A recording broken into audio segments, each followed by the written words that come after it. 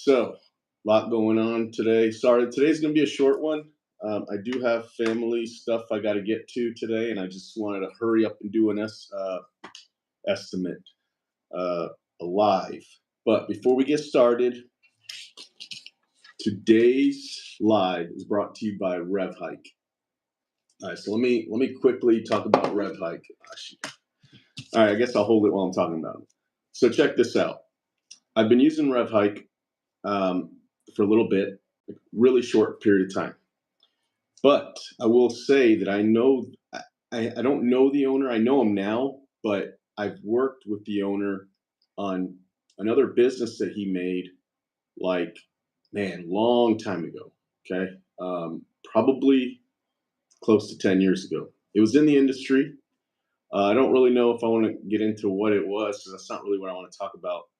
But that business branched into another business, and I became a customer for that business too because it's just perfect for what I was doing with the industry, with my website and stuff like that.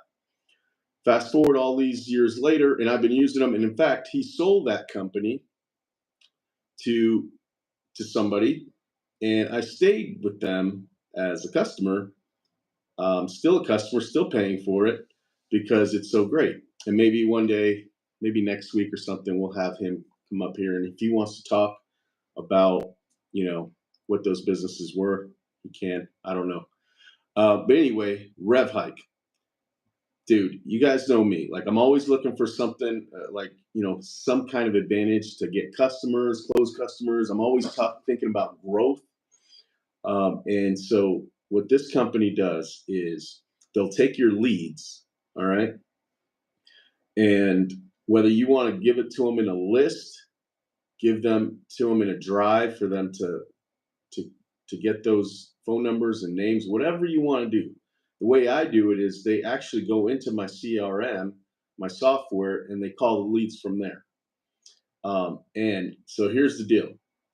They have options. They have a monthly, you can pay a certain amount every month, and then you get these certain things that whatever that money gets you, or you can just do a plan where they only charge when they close a sale. So that's it. So if they're calling your lists for a full day, all day long, and they don't close a single sale, a lead that you already quoted, or they'll even call the customers. And if you give them access to your prices and to measure, they'll do the whole work. They'll do everything. And they'll only charge you when they close the customer as a when they close that lead as a customer, that's when you pay them. So I'm on a plan where I pay monthly because I pay a certain amount every month plus the leads, just because some of the things, the features that they have, uh, pay for itself with that plan. And but anyway, so let me just tell you one thing. I'm always like this, right? I'm always trying to you know talk about the business, trying to find better ways of doing something. And the owner of this company, Cody, is the same way. He's the same way. So we were talking about things, about how to, he was telling me about how the service works and everything, and that was great.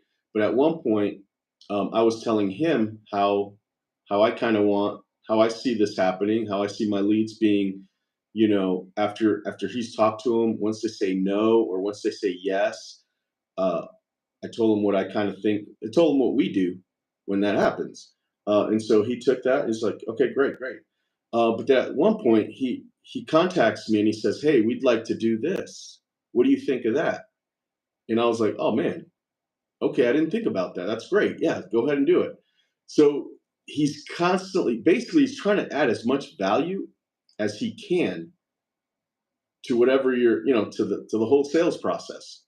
And I won't go into all the different services they do yet because so I spoke to him briefly about mentioning it on my next live, which is today. So I'll just kind of wait until he comes on to go into more detail if he wants. But basically, what they do is they call all your leads, and if they close them, you pay them for the closed lead. You don't pay them for the time they spent trying to call the leads. That's the bottom line. But they also have, like, I don't know, 7 to 10 other services that they also do. Some of them are included in that plan. Some of them are a little extra. But again, I'll let them talk to you about it. But I just love that idea because my lead list, this is truthful, my lead list is like a black hole, to be honest with you. Customer calls, we give them a quote, and we're so busy with everything we got going on that we don't really follow back up. Like if a Mo customer calls and we gave them a price, we send them an estimate, and then we just, once we hang up, if they have to talk to their spouse or something, we don't really follow up. I mean, I know that's bad. We should. I mean, there's probably a lot of you guys out there that do follow up, and you should. But we just get so busy, and we're so like already running around like chickens with our heads cut off that literally having somebody sit down and call all the leads all day to follow up, we don't really do. My garden estimator big projects, yeah, they'll follow up because those are big projects, and we're trying to get them, so we keep our crews that do the one-time cleanups or one-time projects busy. But the mowing, the fertilizing, the garden maintenance, sprinkler repairs, all those other services that are just like really quick, we don't really do a great job of following up. And so that's when I contacted them, and I told them about what I'd like for the year, what I'd like to do this year. And so we were doing it for a little bit, and I love it. And they've given me more options of what I should do to save more money with some of the other services that I'm paying for. But for now, I'm just happy, and I've told them I'm just happy with you guys calling my leads. That's great. So I have it set up to where when I get a lead from my lead form from my website, it goes directly to them. I obviously can see that we got the lead too, and then from there they close it. And if I'm ever wondering if they're calling my leads, I just go to one of those lead forms, click the customer on my CRM, and I see an estimate was created. That's when I pretty much know something was done with that customer. Um, Also, I have requested that they send me. So they use Slack. That's how they communicate with us, and so they've been letting me know, when they've said something that they kind of thought was a good idea to say, and they'll let me know they told the customer that because sometimes customers will say some random stuff, and you kind of need somebody. Usually it's somebody in your own office. They'll go, let me ask about that, and then they'll say, hey, what should I do in this situation? So that happens. That's always going to happen whether you got people that work with you or somebody that you're calling off site like this company. So, but the owner has been in the lawn care industry for about 10 years, so he knows stuff. And in fact, this was an awesome thing. One of the things, let me think. So we have a first time mow price, right? And then we also have a service where we do dethatching, and we also mow the lawn at that same visit, and that price is pretty high because of the power raking. So he calls up and he says, or he sent a message through Slack, and he said, "Hey, if a customer is interested in a first time, mowing, and they also want this dethatching service, could we waive the first time mow fee just so that since we're already mowing it with the power raking during that visit, do they still need to do the first time mow price?" And I thought that was just like that just shows me that they know what they're talking about when they're asking questions like that. You know what I mean? Um, New people that I hire that we've trained sometimes won't even think of something like that. So that just shows you that they know what they're doing, and that's about all the time I'll talk about Rev Hike right now. But I just love the spirit of trying to get um, growth in your company, and there's a company out there that's willing to like do all these little things. Some of the things that you're already paying another company to do, they're gonna tell you they can do it, and then it's up to you whether you want to make that leap or not. But the most important thing is calling your leads. So that's what I've got them doing right now, and I'm just so happy. I don't have to deal with the lead list. The only time I ever, this is truth, the only time we had somebody that literally called the leads every day was when we had this employee um, who he loved doing it. And so every time he had a chance, his goal was to get that lead list down to zero. You know what I mean? And he would call all the time and closing leads or getting rid of them. So that was one of the things I told Rev Hike. I was like, if you guys get a solid no, just delete the lead after you hung up. Just delete the lead. And that was another thing. They reached back out to me and said, "Hey, instead of deleting the lead, because we can always reach back out to them at another time, like maybe even next year or next month, we can reach out to them from time to time. So is it okay if we don't delete them and we'll put them in a bucket where we can follow back up with them with a different service throughout the year?" And I was just like, "Holy crap, yeah, that'd be great." So basically, they're managing my lead list. That's what RevHike is doing, and I'm not paying them to do that. I only pay them when they close a lead, and I do pay a monthly service fee, I guess you want to call it, uh, because of some other services they do. But I think they have an option where you can just pay when they close a lead.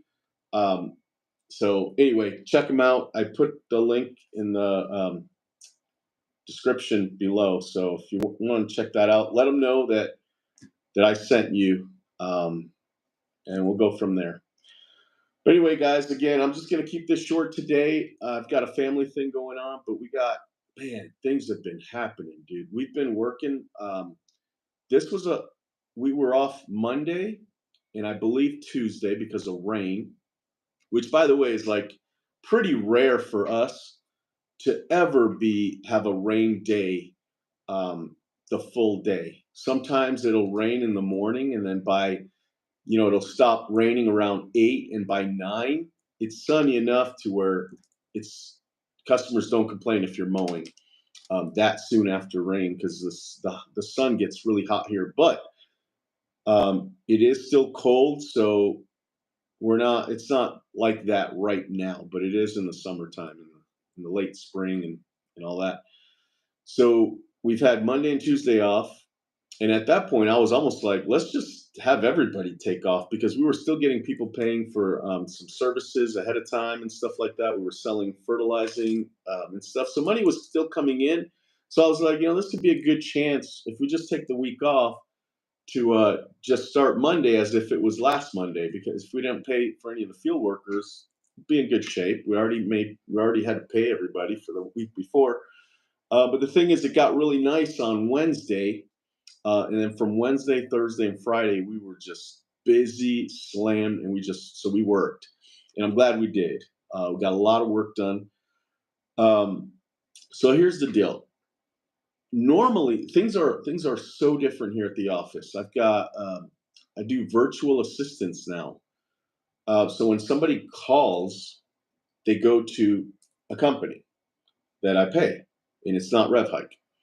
And I'm so happy with them, guys. I'm so happy with them. And then the leads, if it when that customer gets an estimate from that service, the lead when it goes into a lead list, it goes to RevHike, and RevHike follows up and tries to close it. You know what I mean?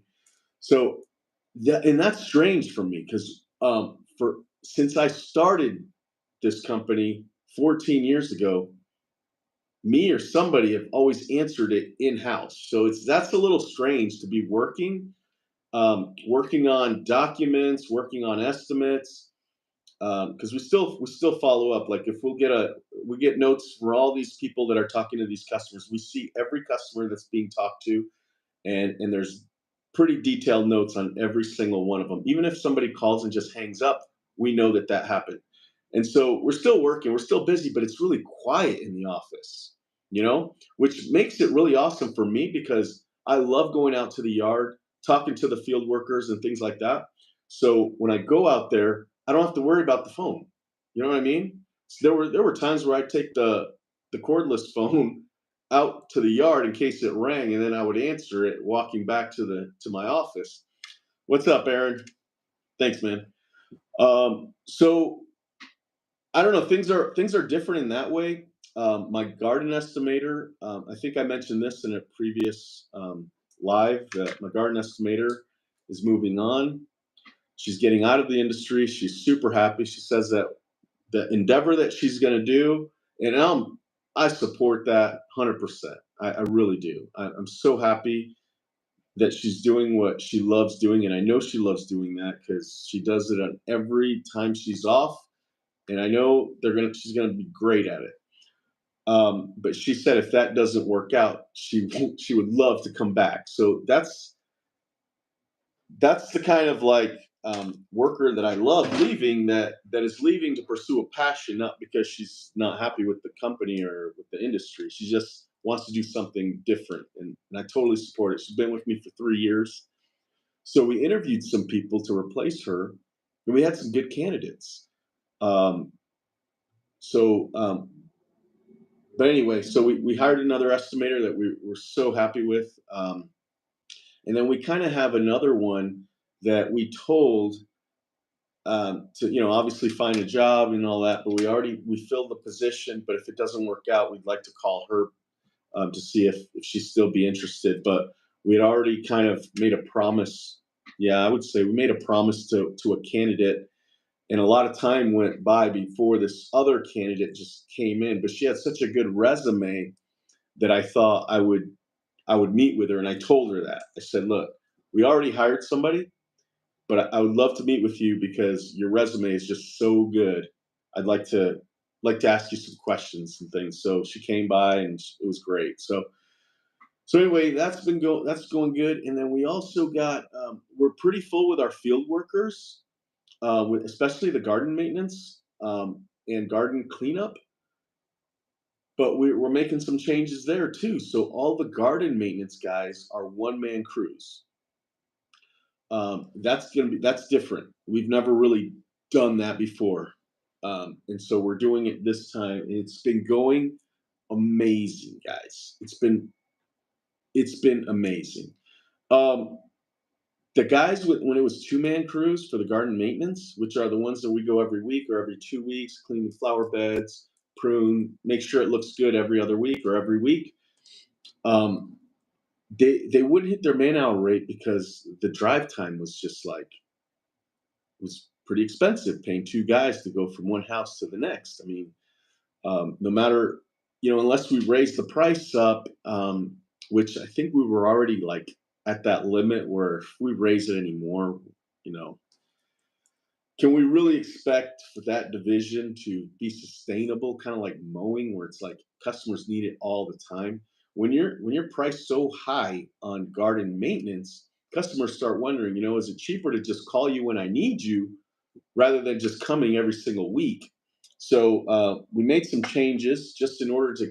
We really made this change of going weekly with one or weekly or every 2 weeks garden maintenance with one man crew, so that we can keep the man hour rates what we need them to be, but the customer will be paying less overall but now we're not paying for two people every single time they're there. So we're pretty much still making the same amount of money, but the customer's paying less, and that opens up the crew to go to two places at once instead of one two-man going the same job every time together. They now can go to two jobs at the same time.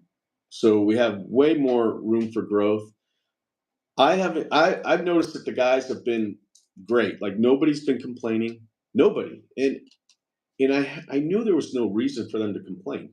They're staying at the property for the same amount of time they were if it was two guys, but now it's just one guy, so they can't complain about that because when you got guys going to the same property every week or every 2 weeks and they have to be there for like an hour and a half, seems like an eternity.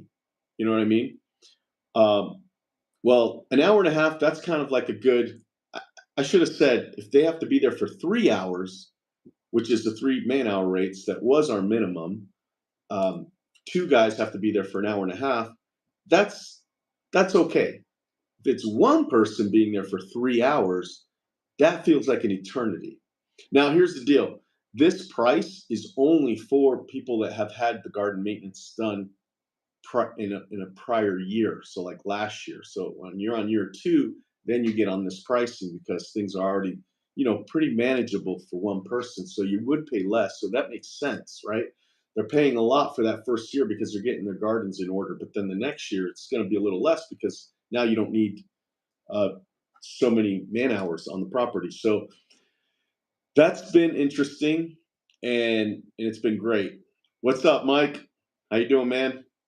I think I caught your last video where you split up your FERT division, man. Congratulations. Sorry, I was with my wife watching a show, and I didn't want her to know that I was kind of watching something else. So I didn't. I had the phone in my ear, so that's why I didn't, comment or anything. But cool, man. Everything's going good. I'm hoping. But yeah, just talking about some changes with my garden maintenance. And so so basically, when we split up the 2-man crews and now going 1-man crews with the garden maintenance, it opened up, basically made it so we have almost too many garden guys. You know what I mean? Um, but it's been insane with the amount of good quality applicants that have been coming in, like really good.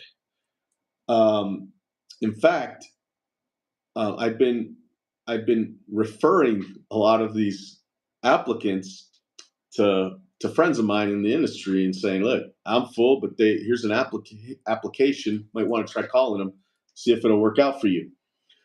Um, but an applicant that came through, and he told me where he works, and I immediately caught my attention. Like, wow, really?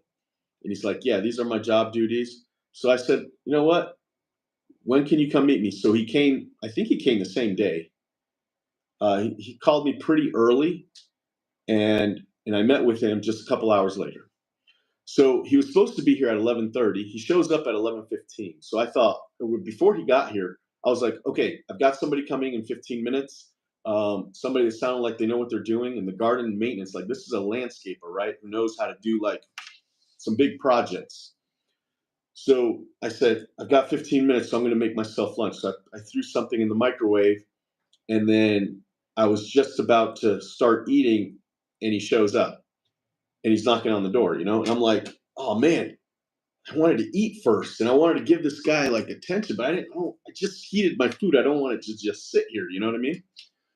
So I answered, and I said, hey man, definitely looking forward to this meeting, but I want to tell you that you're a little early. You're 15 minutes early, and I was going to eat something before you got here. So do you mind if I? And he's like, dude, eat. Like, it's all good. Don't worry. Like, no problem.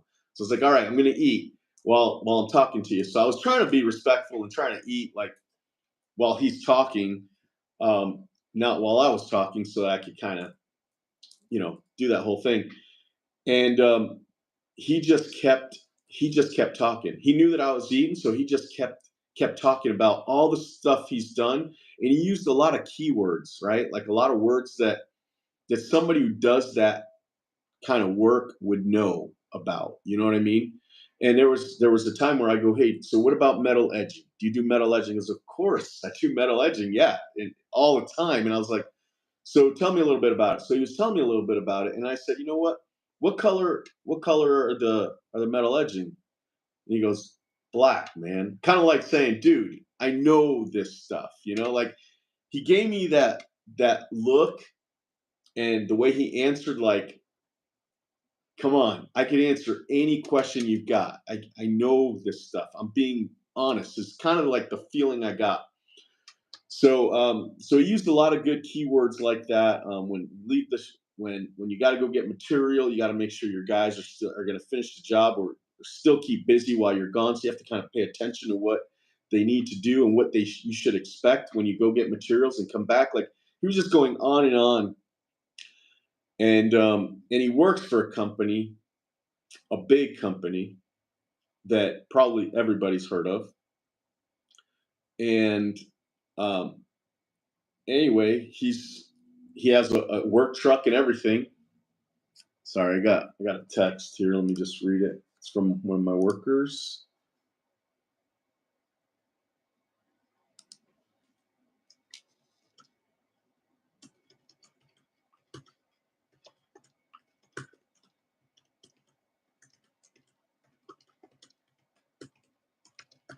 All right.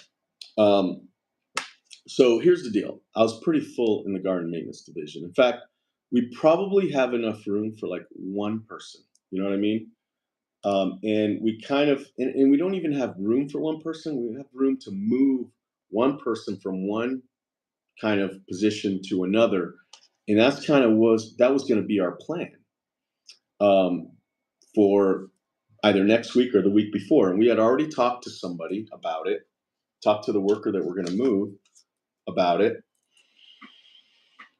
So I was like thinking, all right, well, I don't want to tell this person. So here's the other thing, just following back up with that interview. So I said, all right, man, everything you're saying sounds great. Let's go out to the yard. So I went to the yard and I said, hey, man, will you find a hedge trimmer and turn it on? And he's like, okay. So we go into the tent and he points out where the hedge trimmers are. I couldn't even see them. I couldn't even find them. I was looking for them.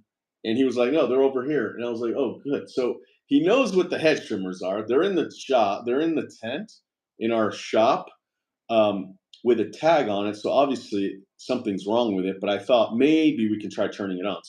So anyway, he's trying to turn it on. And I'm trying to turn it on. Sorry. Well, he's trying to turn it on. He couldn't turn it on. But he tells me why it's not working. And I don't know if if he knows what he was talking about. It sounded like he did. But he tells me why it wasn't turning on. So that also tells you that he knows what he's doing. So then from there, I had him turn on a grandstand mower and hop off of I told him to hop off the back of the truck with the grandstand, and then he went around the yard a little bit, like he knew what he was doing. You know what I mean? And then I put it back up because he wasn't used to bringing it down a trailer with that steep of a ramp, and but he got it down, and he knows what he was doing because the mower was trying to, he just wasn't quite. He's never done the ramp that high, so you can tell that for somebody who's never done that, he knew what he was doing because I've had people who thought they knew how to use the grandstand and they were hitting the truck all over the place. So anyway, after I talked to this guy, I was like, dude, I want this guy. I want this guy. He knows what he's doing. I'm full. I got plenty of people, but you know what? If we got to get rid of a low producer to bring him on, I'm gonna do it. That's my attitude now, guys. And I think that's where we need to be when we're really trying to grow these things. I mean, yeah, loyalty is one thing, but you got to have a strong team, you know? And I've got a strong team.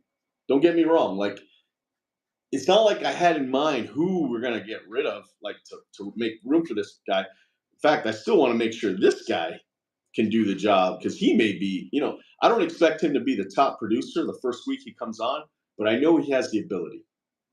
And sorry, guys, I've got to try turn on, not turn on. I've got to open the gate for Rachel to get a tool that she's going to use. So, by the way, I've got my my standing desk there, just in case I wanted to stand while I was working. Let's do this thing. I hope I know the code. Normally, I use my phone to unlock it, but I'm going to try and. Nope, didn't let me. Let me start over.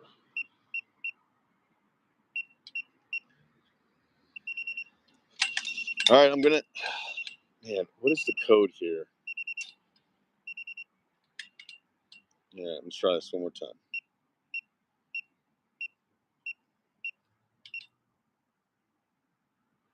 Oh, shoot. You know what?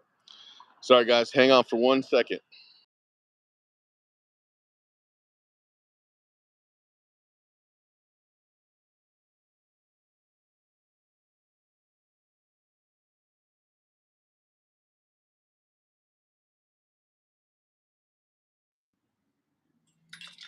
All right, got it. Oh, you know what? I probably didn't need to open the gate all the way. Why not?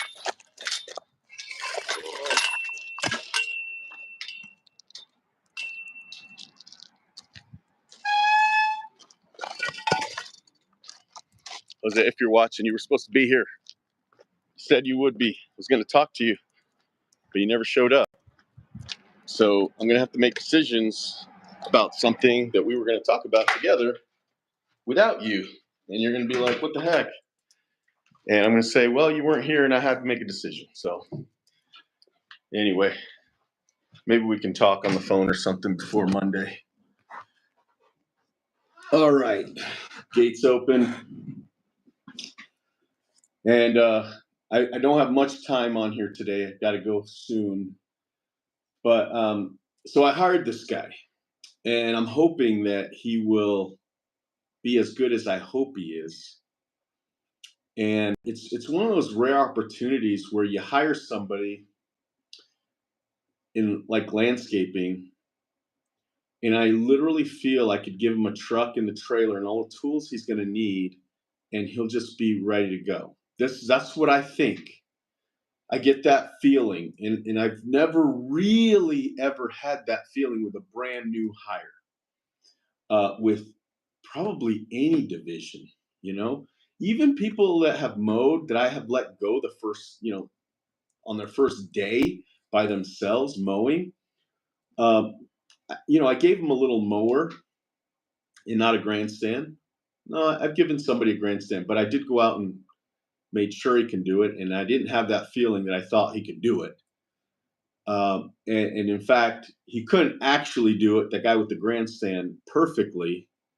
When he went over driveways, he messed up. Like he would make a mess. You know how sometimes you have the grass going with a grandstand or a big mower, and then you go over the driveway and you turn the blades off, and then all the grass dumps, or it's just messy and then your tires run over it and it's bad. He was doing that, which told me he didn't really use the grandstand very much. But anyway, that was a long time ago. But my point is, even when I let mow guys go, it's just mowing, and I still felt like, you know what, they're not going to do great. Maybe not, but they can't really mess it up. But a landscaper, they can mess things up. They can, and the customers are paying a lot, so things have to get done pretty much perfectly in the customer's mind, or else there's going to be problems, right? So for the first time, like I have guys where I trust right now. I trust whatever the ticket says. I don't even need to look at it. I know they're going to do it perfectly, even if it's an expensive, super expensive ticket. I have guys that I know will do it, so I don't have that problem. But I've never actually had a new hire where I felt like I could give them one of those hard tickets and feel like on their day one, without any kind of training, that they'll be able to do it. This is the first time. So I'm really excited. He starts Monday. Haven't really figured out if he's going to go on his own with one other guy that I have in mind, or with with the crew that a position he's already doing. I kind of feel like I should let him go alone, just because we're right out the gate, man. We're right out the gate. It's not day one, but it's pretty much going to be April 1st, Monday. And it would be nice to know if he's ready to go day one, and then he'll have all that time to prove that he can do this job, and actually train to do the job, not just prove that he can do it, but just train.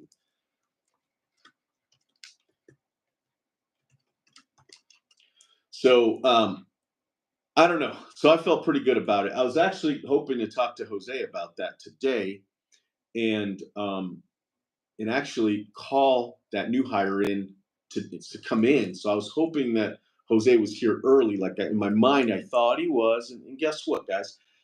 I thought Jose was going to be here early.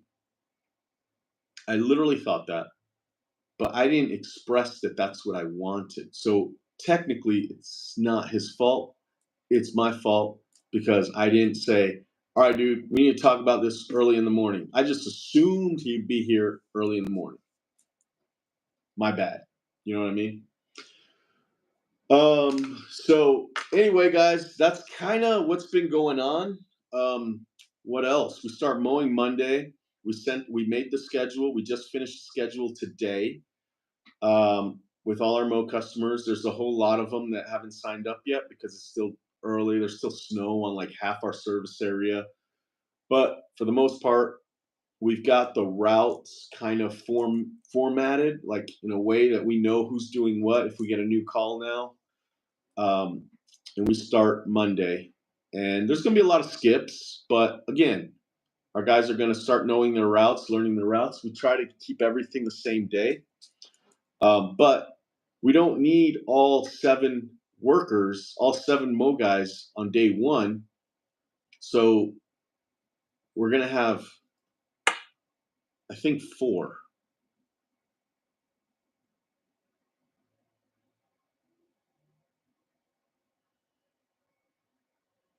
Yeah, we're going to have 4 starting Monday.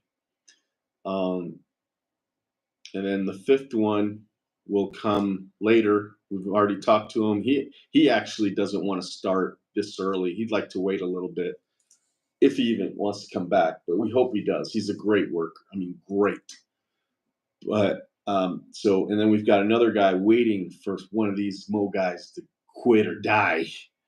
And then he's going to take over somebody's spot. So we have that as a backup too.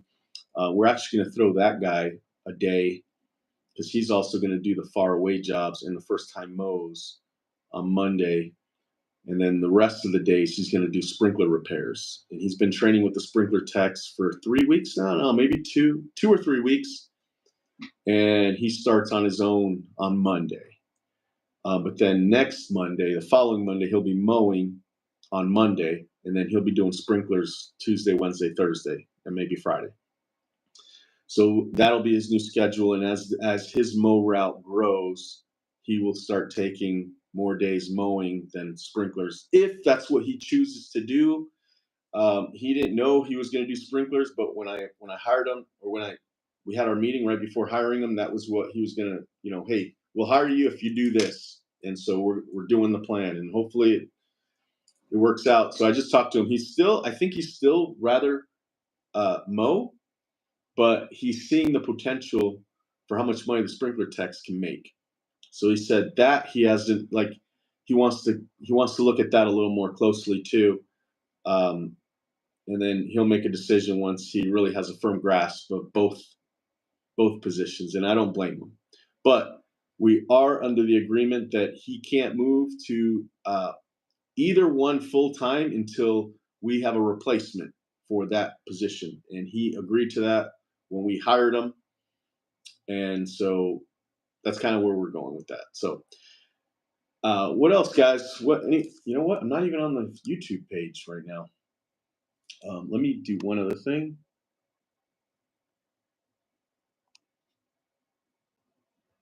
All right. Okay, I'm back. I just wanted to put a focus on in case somebody called me while I'm trying to answer questions here. Those one-man crews are so efficient, it's hard to beat. It really is, man. It really is. And our mindset here at this company is just the workers get it. They get it. Like, I talk to other business owners, and they just feel their employees will revolt and like just hate it and all quit, or it'd just be a bad morale. And it probably would be like, it does require like doing it right. And I think the only time to do it is at the beginning of the season when it's still slow enough to where you can almost tell your workers, hey, look, the only reason why I can give you more hours this week while it's slow is because you'll be going by yourself.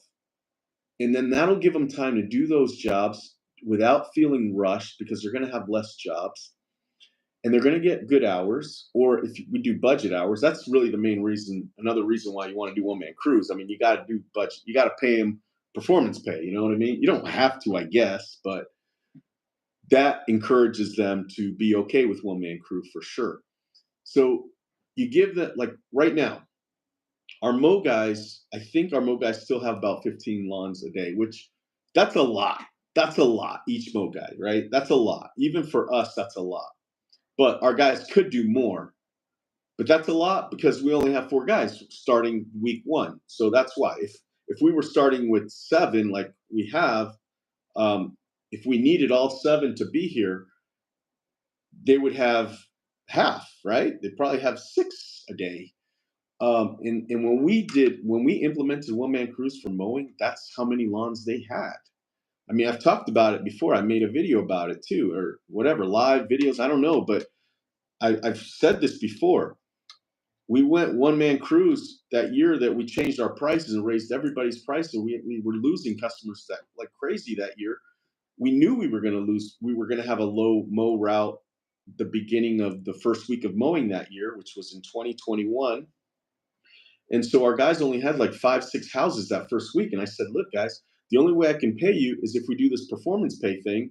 And that's the only way you're going to have good hours if we do that. Because a lot of customers canceled. And they did it. So they started, and they can do 6 lawns in one day. They did it. They all did it. They didn't feel rushed. They didn't feel overwhelmed. They just did it like normal. They just did it. It wasn't even a question. Nobody had a bad attitude about it. They just did it. Then guess what? The next day, maybe they got one more customer added to the list. The next day, they got another customer. So by the time they were like 10 customers, they had already had a good rhythm going with their lawns. Like they knew how to do it on their own. And then they would do 12, 14, 15, 20. I have guys that have done 25 or more lawns by themselves. Dude. And it all started because they just had like 4 or 5 houses to start with. So I know with certainty that if you're going to switch to one man crews, the best time to do it is at the beginning of the season when customers are still slowly coming in, you know? And when we did that, it was just a matter of like, they got their performance pay. They were getting paid more than what they actually clocked in for. Why would they complain? We still obviously you're going to have workers that are like, hey man, I really would like to still work with somebody because I don't like being alone all day long. And that's going to happen. And so what I said to them was like, okay, if you and the other Mo guy are willing to get paid $12 an hour, let's do it. I don't mind doing it. And of course they're like, oh, hell no. No, I'd rather go out on my own. So, it's like, dude, I get it. But if you want to make money, that's what you have to do. And if you want to work here, that's your option. One of your options is to go do it or make $12 an hour. And I'll pay 2 guys to work $12 an hour all day long. They'll work all day and I'll just pay them $12 an hour. No big deal. But nobody's ever taken me up on that. By the way, when I do train people, we train them, we throw them in there, and we don't change anything. We just leave it like it is, except that trainer is just hourly. He doesn't get any performance pay, but the trainer everything stays the same. We don't dock his budget hours because he's got 2 guys, because hopefully we do rotate that helper too, right? That new guy. We do try to move him around to other guys, especially like if he's only a Spanish speaker, we'll throw him with Spanish guys. If it's somebody that's bilingual, we'll mix it. But if it's somebody that just speaks English, we'll just have them with the English speakers. You know what I mean? So we try to balance it out. You know what I mean? But that's what we do with the mowing, and we started doing that with the garden maintenance. And so far, it's been great. Same thing. They're making money. They know that if they had 2 guys, they'd be blasting through their list, getting a lot, doing a lot more work, longer times on the property. But this way, they go at their own pace, and they're super happy, and they're hitting their man-hour rates. And we've never hit our garden maintenance man-hour rates consistently like we've been doing since we started this year. We're already on like full 2 weeks, I think. I could actually look that up. I'm actually kind of curious here. So if I look at one guy that we didn't know if he was going to be able to do one-man crews, he worked 4 days last week because of rain.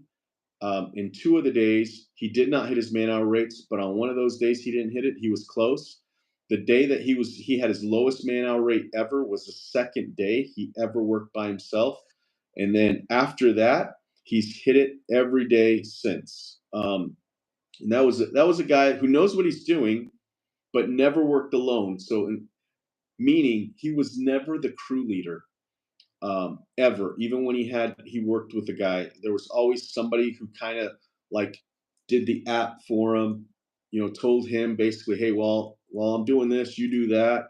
So this is a first year where he's gone out on his own, and he didn't hit his numbers his second day and his third day, but after that, he's hit his numbers every day.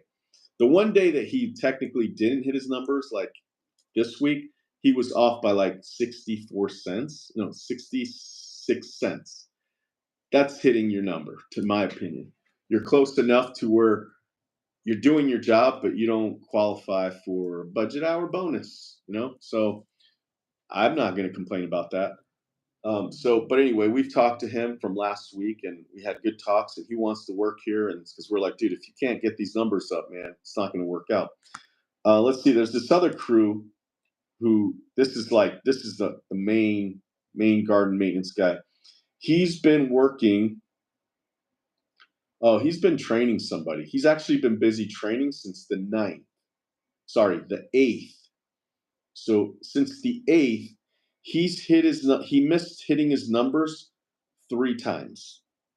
So he's worked 1, 2, 3 weeks in a row, and he didn't hit his numbers 3 times. But he was still pretty close. So one day he was off by $3 per man hour, and he's working with somebody. So this guy's so fast, even with somebody, he's still hitting his numbers. But this is a rarity. This guy's just really good. And I tried to let him know. I think it was yesterday how happy I am with him. So that's important. So anyway, I don't know where I'm going with all this, but we're hitting our numbers. Things are going pretty good. The place that's hurting right now is my sprinkler division, because we've got two new trainees, and we're doing turn-ons, and so a lot of those customers don't want an upgrade, or when we go do the turn-on, there's not really anything to fix, so we're just kind of leaving with the minimum payments on each of these, and we've got 3 guys going to each property. So we're losing money for sure in the sprinkler division, but what's new, right? I mean, when you're training a new division like that, I mean, you're going to be making expenses like that. But Monday, so we pretty much lost money for 2 weeks in that division, but we've made money in other divisions, so it's kind of, you know what I mean? It's not the end of the world. But my point is, got another text. I'm trying to hold on to that train of thought. And I lost it. Damn it. Sorry, guys. Well, I don't know if there's any questions right now. Let's see here. Sorry, I got a text. Let me just answer this one real quick.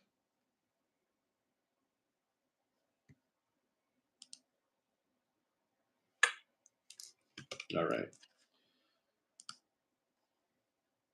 So let's see, Mike. This slowing economy has freed up a lot of good talent. It's getting much easier to hire this year. Yeah. I mean, I'm not joking, man. I've gotten like 20 applicants who I feel like want to work here. I've gotten much more applicants that just were looking for a job, but I've got, I would say, a good 20 were like, not like that one that I just hired, who knew everything. These are people that want to work here. They come, they've been pounding down the door, they've been calling me, texting me, dude, I really want to work there. That kind of stuff. A lot more than I have last year. So things are changing for the better.